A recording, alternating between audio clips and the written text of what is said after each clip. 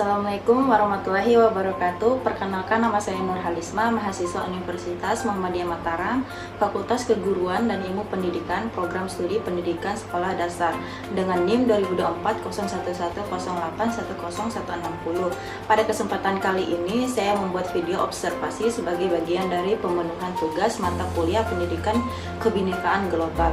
Dalam kegiatan observasi ini saya telah melakukan wawancara dengan salah satu guru di SDN 5 Mataram untuk mengetahui bagaimana penerapan nilai kebinekaan dalam pendidikan global dalam proses pembelajaran. Setelah melakukan wawancara, saya mendapatkan beberapa poin penting yang telah saya simpulkan.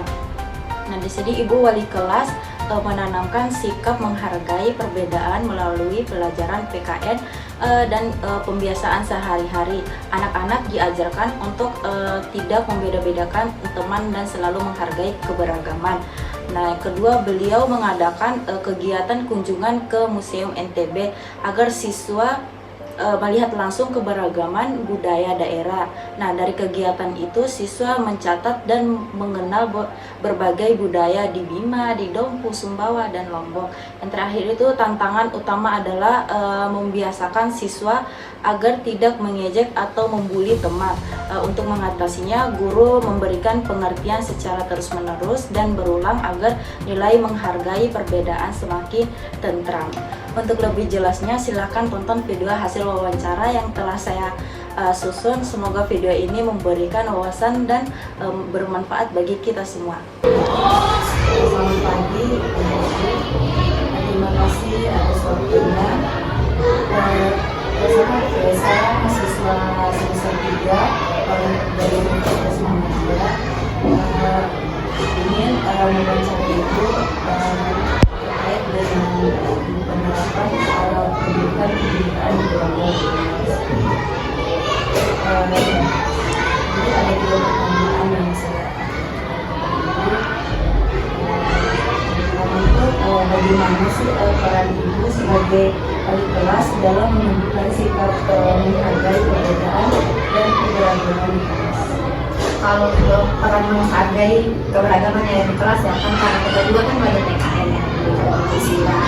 Jadi anak-anak itu tidak diajarkan bagaimana cara menghargai keberagaman. Kebetulan juga ada mata pelajaran itu di kelas 4 keberagaman. Jadi di situ tidak hanya diajarkan tentang kebudayaan, suku, lain-lain ataupun sejenisnya yang berbeda keberagaman yang ada di Indonesia. Tapi juga diajarkan juga bagaimana cara menghargai keberagaman yang ada di Indonesia. Karena kan mereka bukan merasa, maksudnya bukan yang dipelajari itu kan bukan hanya sadar tentang suku, budaya, agama, ras dan sebagainya, tapi banyak, dan mereka juga kita ajarkan bagaimana caranya menghargai. Misalnya salah satu contohnya yang budaya yang lain, yang berbeda suku yang lain, agama maupun teman yang berbeda suku, seperti itu.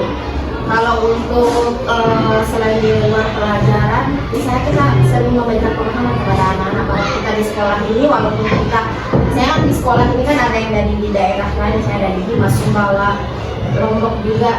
Jadi jangan istilahnya kita memberikan pemahaman kalau kita semua adalah satu suku, satu budaya, dan kita semua ini adalah salah satu kesatuan itu di NTB. Artinya kita kan satu provinsi yang sama, tidak boleh mengejek, tidak boleh mengolok teman. Karena kan sekarang lagi tren ya istilahnya kalau di pembulian kan, nah kita terus menanamkan pemahaman seperti itu selain dari pelajaran.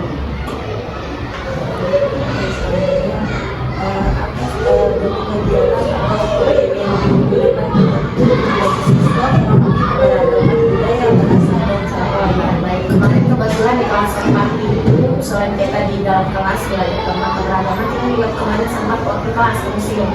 Museum itu kan ada banyak ya kelas budaya yang ada di Nusa Tenggara Barat. Kan kita memang mengajarkan yang kita sepertinya begini, kita mengajarin anak-anak tahu bagaimana kebudayaan daerah di Indonesia, tapi kenapa kita tidak mengajarkan kebudayaan di budaya kita sendiri? Jadi kita berinisiatif kemarin itu untuk kegiatan program di proyeknya itu bersama kelas 4A dan 4B ke museum.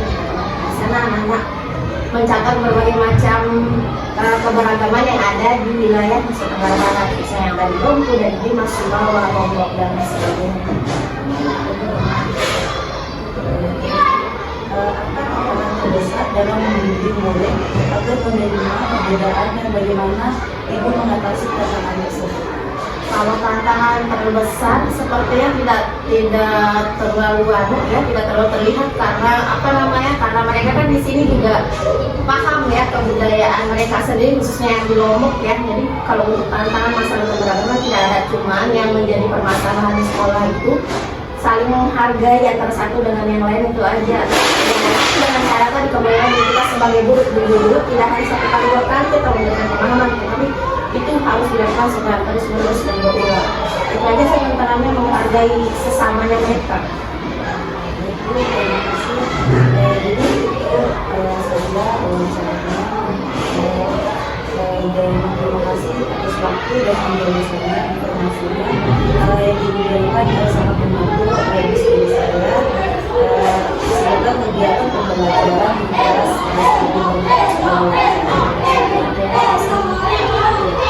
Terima kasih telah menonton video ini hingga selesai. Semoga penyampaian hasil observasi dalam wawancara ini dapat memberikan manfaat dalam memahami pentingnya kebinekaan global. Sampai jumpa di video berikutnya. Wassalamualaikum warahmatullahi wabarakatuh.